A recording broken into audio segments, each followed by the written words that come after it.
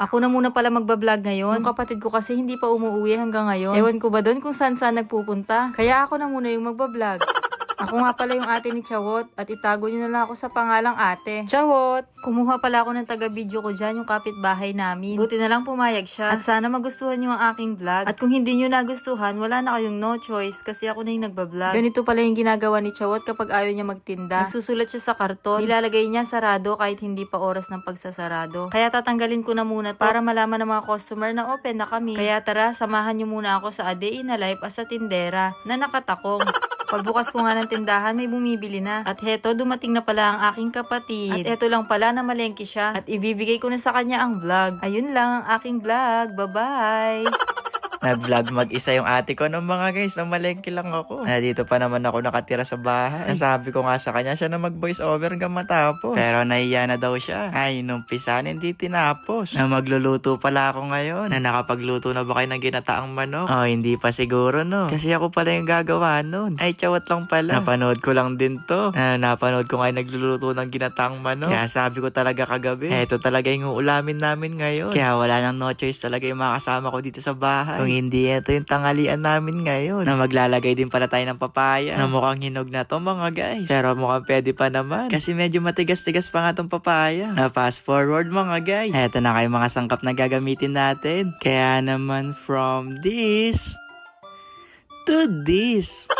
Ay, mali pala. Tara na mga guys, igisa na natin tong manok. At na makakain na tayo. Na malapit na kasi mag alas 12. Kaya kailangan na natin tong matapos. Pero mabilis lang din naman tong mga guys. Na para di na kayo malito kung mauna ba yung bawang o sibuyas. Inuna ko na yung luya para walang away. Pero syempre mas maganda pa rin kung unahin mo talaga yung sarili mo. Ay, selfish yarn. Chot. Dahil inuna ko na nga muna yung luya. Para ba mawala yung lansa ng nokma. At saka kailangan talaga tong unahin. Para ba mas mapalambot. Na alam nyo naman siguro may mga senior citizen na tayo dito sa bahay. Gusto talaga nila kada lutong malambot yung pagkain. Naglagay lang ako ng tanglad, pamintang duwog-duwog, seasonings. Eto medyo dinamihan ko ng konti. Ay, ano ba yan, Chawot? Madami na, konti pa. Basta yun, konting patis lang.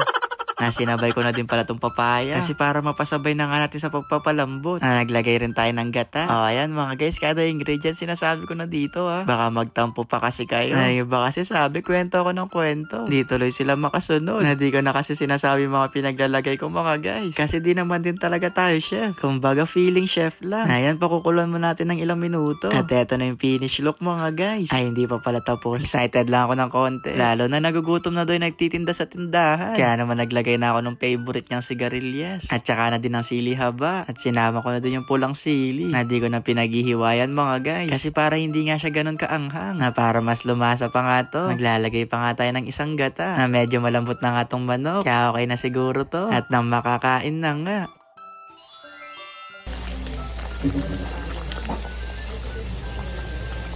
Ang bango nga ng naluto natin ngayon. Kumuha na kayo ng platito dyan. At nasabay-sabay na tayong kumain. Pero wait lang, taste test ko muna to.